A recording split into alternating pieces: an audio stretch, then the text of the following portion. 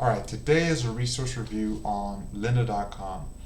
And lynda.com in 2020 is significantly different than lynda.com in 2019, 2018.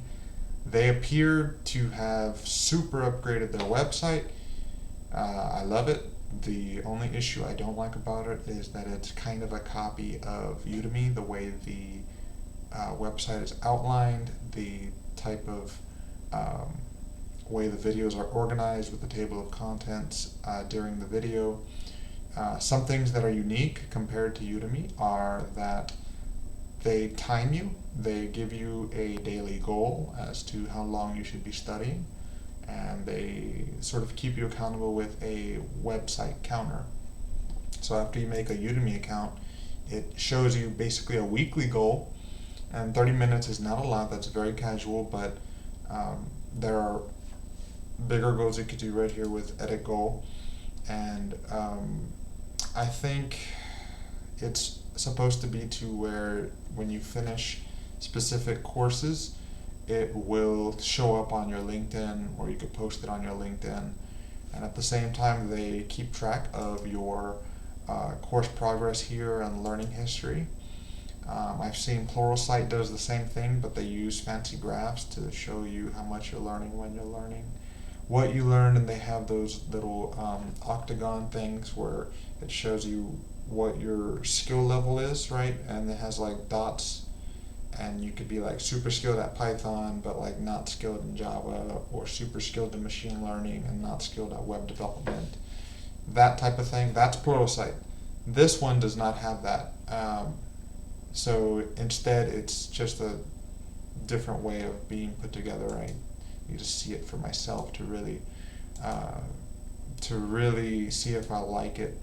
Now, let's go home. See, take a look at this browsing. This is exactly like Udemy, and I guess it's because it's either an outline or a just something that's very common in some way, like in development. So when you go into these courses, some of them are going to have exercises, some of them don't. I recommend doing the ones that are most popular and the ones that have the most exercises. So like these Python projects one, that would be a lot better than something like, maybe this one is good if it has exercises, but pretend it didn't. Hi, I'm Pretend, Joe Hi, I'm Joe Marini, Marini, and I'd like and I'd to like to. okay, silence. Pretend that these exercise files were basically not there or very small. That wouldn't be that great. It's much better to have projects that you have to do at that time. So lynda.com is just better right now. Is it good? I really think it is. Just remember, it's kind of a copycat. And my favorite thing about this is that there is a weekly goal, and at the same time, you get access to a bunch of courses for a subscription. And there are two problems with that. It's kind of like the paradox of choice. I found that if I buy one course for $12, I actually do more studying because I feel like I have to get for my value.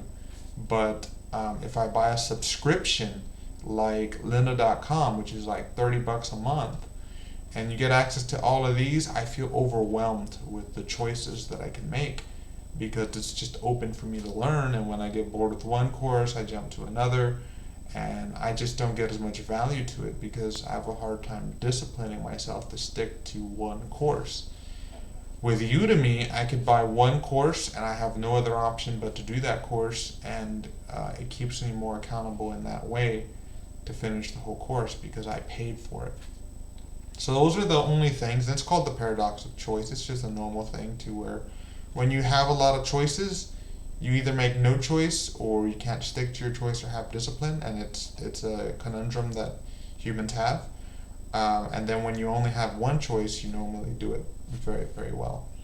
Alright, that's lynda.com. Remember, it's owned by LinkedIn, so they have the incentive to use it together with that social media, that professional social media, LinkedIn, so that you could use the certificates from lynda.com and put it in there. So, yeah, that's that. I hope you learned something.